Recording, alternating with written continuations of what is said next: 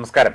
ഈ നന്ദഗോവിന്ദം ഭജൻസ് ഒരു ക്രിസ്തീയ ഭക്തിഗാനം പാടി എന്ന് പറഞ്ഞ് ഇത്തരത്തിൽ വലിയ വലിയ സംഭവ വികാസങ്ങൾ ഉണ്ടാകുമെന്നൊന്നും നമ്മളാരും കരുതിയില്ല.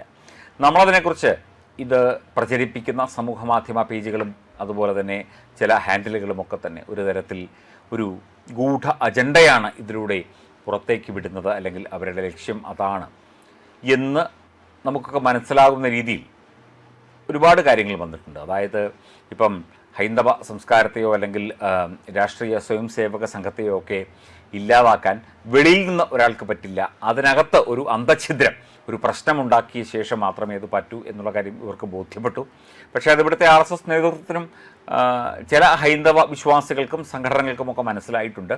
ഒരു പ്രശ്നമുണ്ടാക്കി ഹിന്ദുക്കളെ തമ്മിൽ അടിപ്പിച്ച് അതിങ്ങനെ മുമ്പോട്ട് കൊണ്ടുപോവുകയാണ് എന്നുള്ള ഒരു ധാരണ ഇപ്പോൾ പൊതുവെ കടന്നു വരുന്നുണ്ട്, നമുക്കത് മനസ്സിലാകുന്നുണ്ട്. എന്തൊക്കെയായാലും ഇത് മതപരമായ ഐക്യവും മറ്റു കാര്യങ്ങളുമൊക്കെ വേണം. എന്നാലും ഇവിടെ ഈ ശബരിമലയിൽ കൊച്ചുതൊമ്മൻ സ്വാമി എന്ന് പറയുന്ന ഒരു സങ്കല്പമുണ്ട്. അതിൻ്റെ ചരിത്രവും മറ്റു കാര്യങ്ങളുമൊന്നും നമുക്ക് വലിയ കാര്യമായി അറിയില്ല.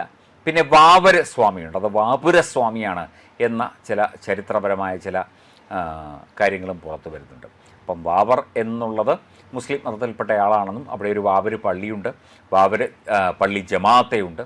അതിൻ്റെ മുഴുവൻ കൺട്രോളും അവിടുത്തെ മുസ്ലിം വിഭാഗത്തിൽപ്പെട്ട മത നേതാക്കന്മാരാണ് കൈകാര്യം ചെയ്യുന്നത്. മാത്രമല്ല അയ്യപ്പ ഭക്തർ അവിടെ കാണിക്കയിടുന്ന പണം മുഴുവൻ അയ്യപ്പനെ കാണാൻ വരുന്നവർ വാവരെ കൂടി കണ്ടിട്ടേ പോകാവൂ എന്നുള്ള അലിഖിത നിയമം അവിടെ പാലിക്കപ്പെടുന്നുണ്ട്, അല്ലെങ്കിൽ അവിടെ നടപ്പാക്കപ്പെടുന്നുണ്ട്. അങ്ങനെ ലക്ഷക്കണക്കിന് രൂപയാണ് ഒരു സീസണിൽ ഈ എരുമേലി വാവര് പള്ളിയിൽ അവർക്ക് വരുമാനമായി ലഭിക്കുന്നത്.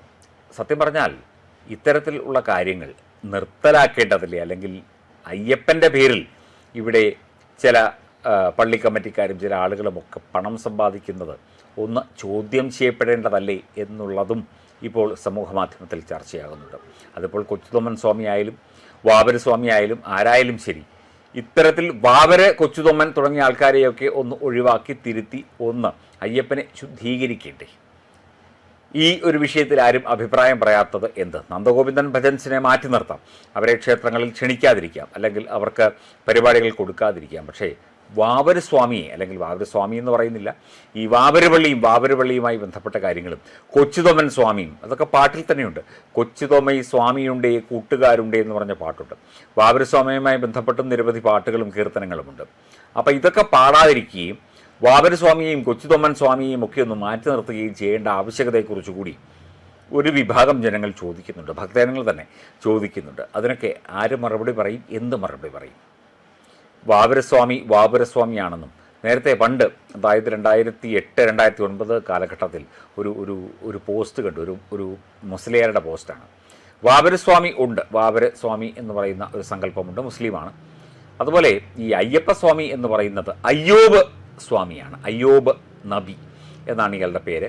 അയാൾ മുസ്ലിമാണ്. അങ്ങനെ ആ അയ്യൂബ് നബി ലോപിച്ചാണ് പിന്നീട് അയ്യപ്പനായത് എന്ന് പറഞ്ഞൊക്കെ ചില പോസ്റ്റുകളും ചർച്ചകളും ഒക്കെ കണ്ടു, വർഷങ്ങൾക്ക് മുമ്പാണ്. എന്തായാലും ശരി, ജാതിയും മതവും പറയുകയാണെങ്കിൽ എല്ലാത്തിലും പറയണം, പറയാതിരിക്കുകയാണെങ്കിൽ ഒന്നിലും പറയാതിരിക്കണം. അയ്യപ്പസ്വാമിയുടെ കൂട്ടുകാരനാണ് വാവരസ്വാമി, അല്ലെങ്കിൽ വാവര് എന്ന മുസ്ലിം വ്യക്തി എന്നുള്ള ചില കഥകളും കെട്ടുകഥകളും ഒക്കെ നമ്മൾ കേട്ടിട്ടുണ്ട്. അതിനകത്ത് ചരിത്രപരമായ സത്യങ്ങളോ തെളിവുകളോ ഒന്നും തന്നെയില്ല. മാത്രമല്ല ഈ വാവരസ്വാമിയാണ് എന്നുള്ള ചില നിർദ്ദേശങ്ങളും ഒക്കെ തന്നെ വരുന്നുണ്ട്.